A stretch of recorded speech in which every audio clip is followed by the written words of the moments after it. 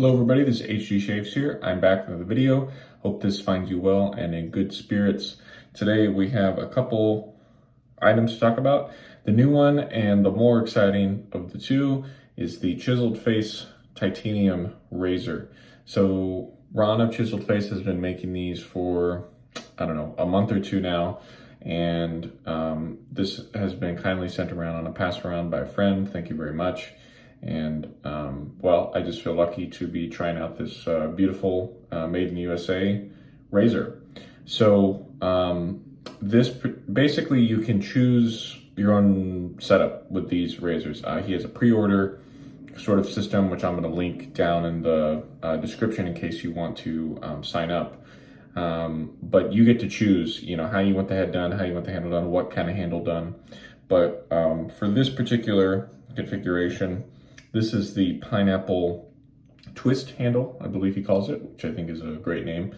And the colors, I always thought these were anodized, but it turns out this is actually a flame treated handle. So this was news to me, and apparently they do this with motorcycles too, but it's like depending on what temperature you heat a metal at, it'll release colors, you know, like this. It's like a spectrum.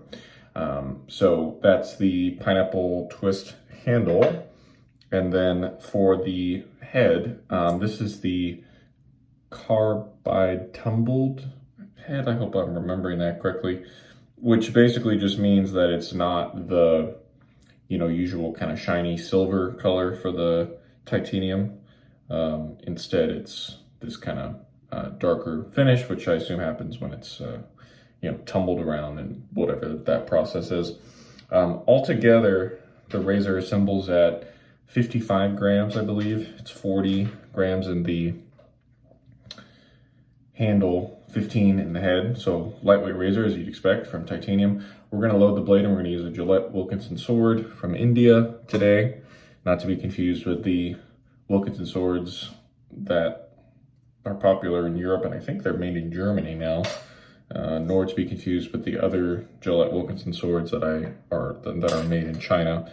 Although to be honest, I don't think there's too much of a difference between the two Wilkinson sword blades that are like this one. So let's go ahead and load the razor. One thing I noticed with this is that you have to push a little bit to get certain blades to stick down in there, but you can hear it click and, you know, yeah. On the base plate itself, it says Chiseled Face, and because this is one of the early razors, it doesn't, but I think all of the current ones now say they have a little number, you know, to tell you which one it is. And to put it into perspective, I believe there have only been something like 50 of these razors made, because the current pre-order is at like numbers 48 through 60 something. So that would imply that, you know, there aren't more than that out in the wild, as far as I know.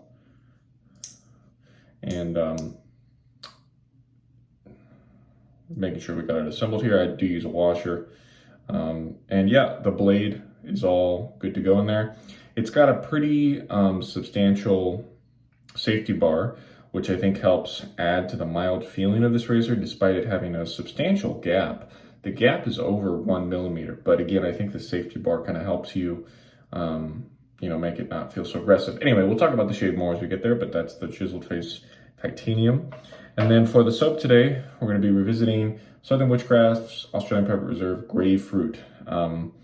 It got surprisingly warm here this week, and I thought, you know what, this is probably going to be my last week to use, you know, kind of really summer-themed soaps, and I haven't used this one probably since last year, and so why not pull it out? I've been pleasantly surprised at the soft texture that it is retained, and also the scent strength. It's still quite potent.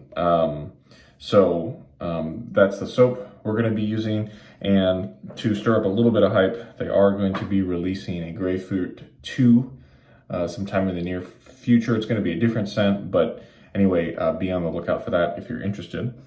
And we're still working on breaking in the Semogue Torga C5, and let's just go ahead and start loading the soap here.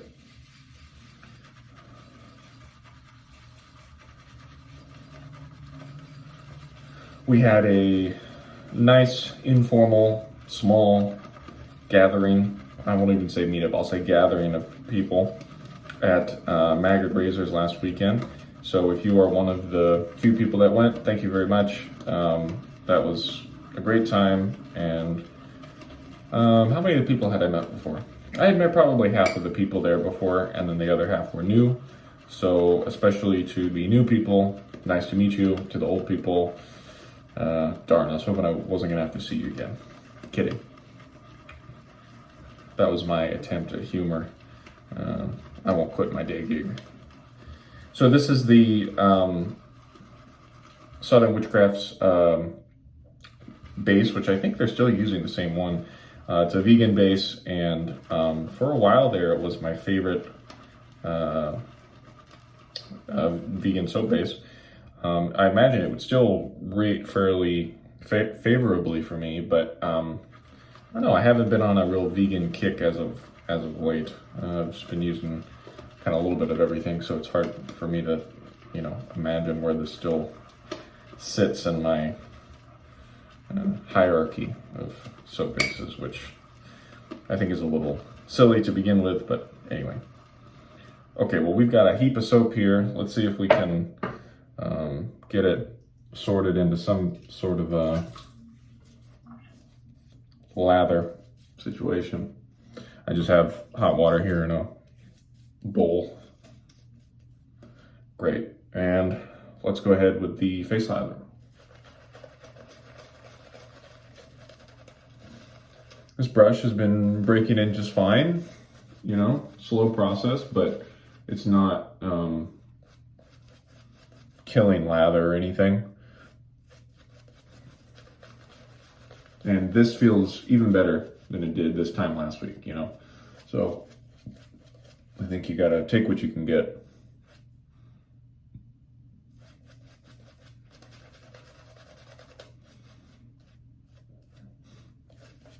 To comment again about the soap base, I think a lot of vegan soaps, especially kind of some of those old school ones that have a lot of coconut oil, things like that, they can create a lather like this pretty easily.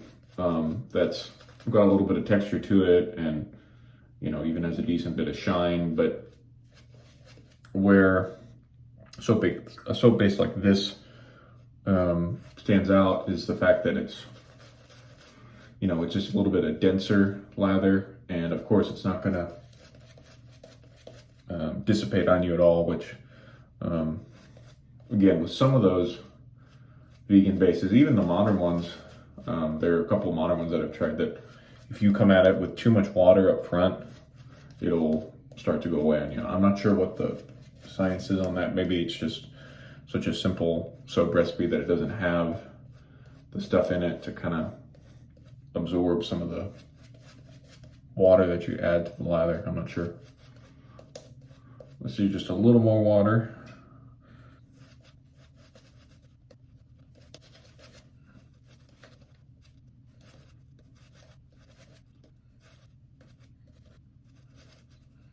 All right, let's go first pass with the Chiseled Face Titanium.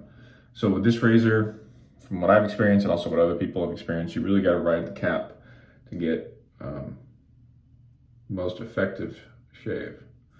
We're working with 2 days growth here, which is standard for me. Usually when I make these videos, that's what I'm. And yeah, really comfortable feeling shave.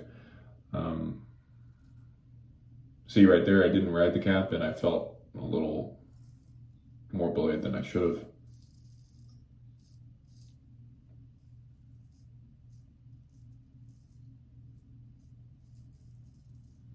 Again, I wouldn't call this like a mild razor. Like it's more efficient than like a 34C or something, but it's not aggressive. So it's somewhere in the middle, which is nice to see. I've been reflecting after trying so many different. Well, well, after trying out those WR2 Wolfman razors, just how aggressive some of the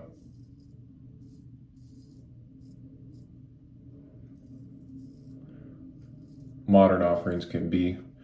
Again, not that the ones I tried were the aggressive options. It's just the fact that, you know, they get more aggressive from there. So anyway, it's nice that this is not so.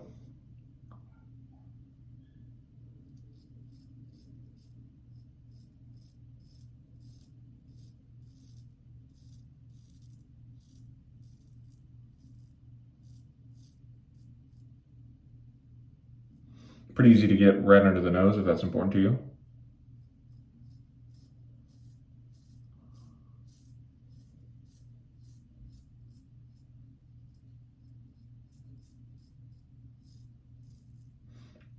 Perhaps you can hear outside, but we've got a somewhat busier than usual afternoon, or I guess morning. Sounds like there's some planes, and the dogs don't sound happy about it either.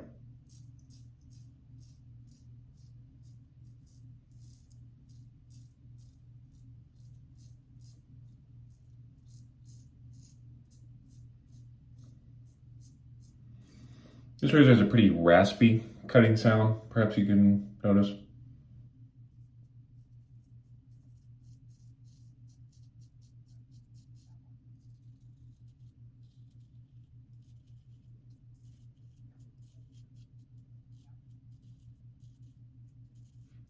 That's the one part of the shave I haven't quite figured out how to go under here. I'm not sure why it's so difficult, but anyway, the rest of the parts of the shave are great, so we'll take it. Anyway, rinse and come back for pass number 2 in just a sec.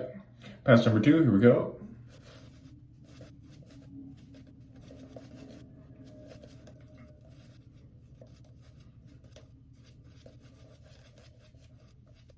Here we go, second pass across the grain mostly.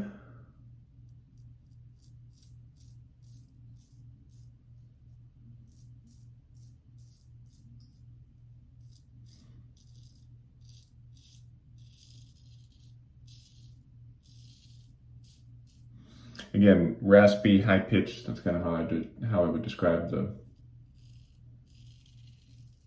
cutting sound.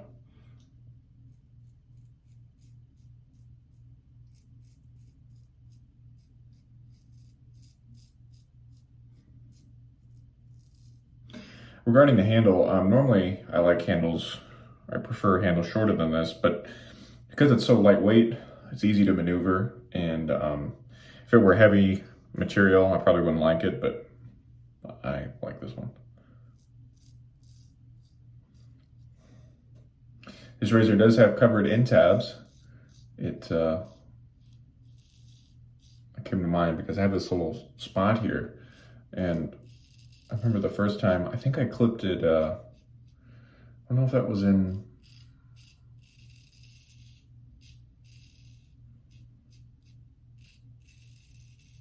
I don't know if that was in my video last week or if that was in a shave in between now and then. I remember the first time I grabbed it, I thought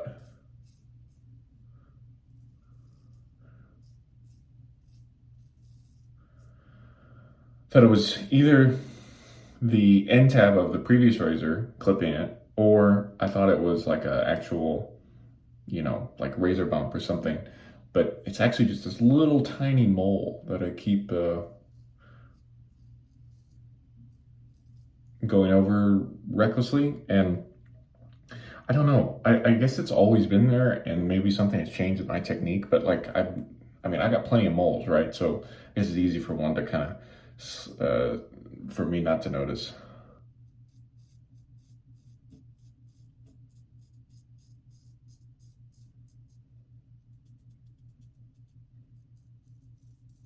This particular pass feels great with this razor. Not quite sure why, but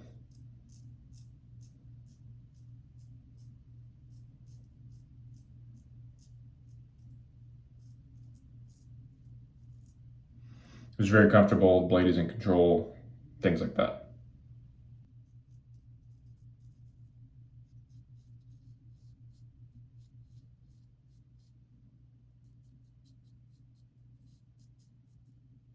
Great, let's rinse and come back for a final third pass. Final third pass.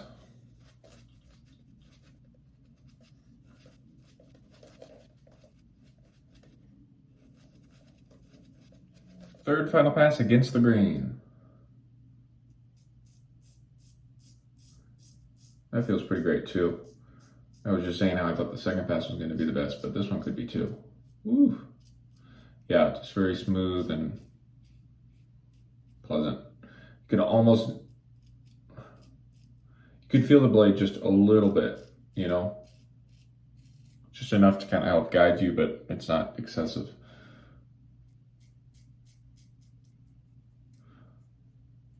So obviously this is an expensive razor.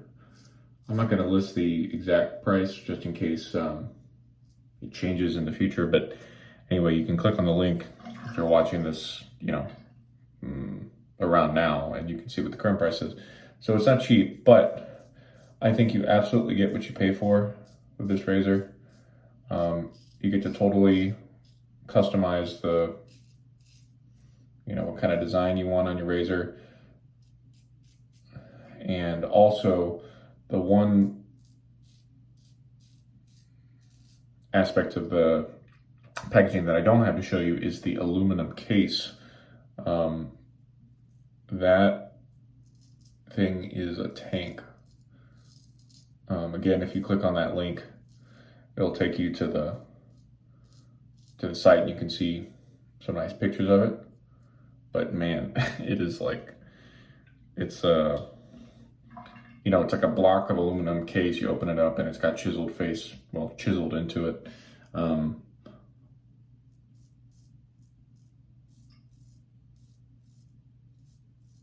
Although maybe chisel isn't the right word, I'm not sure.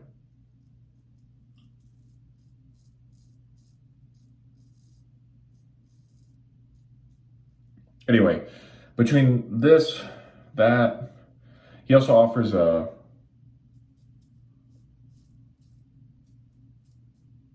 again, at least at the time of this recording, he offers a refund option. You have to return the razor in new condition, but as long as you cover the shipping, the postage, I think he lets you return it if you need to for some reason. Which I think is a great deal. Shane of Blackland does that too.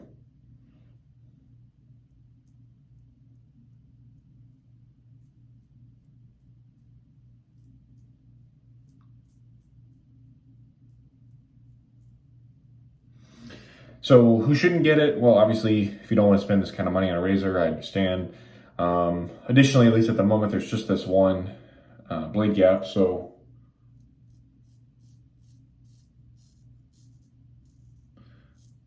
if you want something super mild or super aggressive, you're not going to get it. This is, that feels wonderful. It's just really nicely medium, you know, in terms of the aggression and the efficiency. And so long as you ride the cap, if you don't mind doing that, I think this is a great shaving razor. I mean, as it should be, but you know, again, I feel like you really do get what you pay for. And without really trying much at all, I achieved a very close shave today, close and comfortable. Only thing that's not comfortable I haven't figured out is going north to south on this part. But anyway, this will be on to the next person now, and maybe they'll share their thoughts with us as well. Okay, great. I'm gonna do my final rinse and come back and talk to you real quick over post shave. Really nice shave today. Just very impressed with basically every aspect of it. So yeah, Chatillon Looks Unscented Toner. Decided to use this week because I'm really trying to enjoy the Gravefruit soap scent, and I definitely am in the camp of like, you know, your soap scent shouldn't be the thing that you carry with you all day. If you really want something to last, get an aftershave or get a cologne, you know, fragrance to wear. But some of these soaps, like I've noticed if I use an unscented aftershave, I can get little whiffs of the soap for hours and hours. Whereas if I use some kind of different scent, then there's basically no chance of me smelling that original soap. And so sometimes with these sort of special soaps, I do like to allow the whiffs to happen, let's say. Great, so let's do a final recap. Speaking of the wonderful soap, Southern Witchcrafts, APR, Grapefruit. It's too bad that APR isn't with us, at least for now, but maybe one day they'll come back and start making some awesome scents like this once again.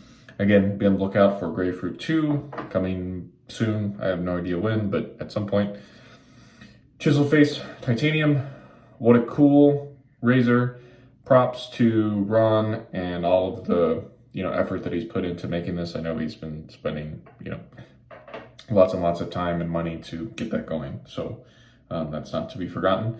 The Semogue Torga C5, breaking in just fine. Going to take a little break from him this week to use something else next week, and then finally my old favorite, the Chatillon Looks Unscented Toner, also sadly not being made anymore. So I guess I kind of made this like a bunch of gear that's hard to find, which wasn't my intention, but hey, sometimes that's how it works out. Anyway, leave your thoughts, comments below. This has been HG Shaves. Thank you so much for tuning in, and we'll see you again next time. Goodbye.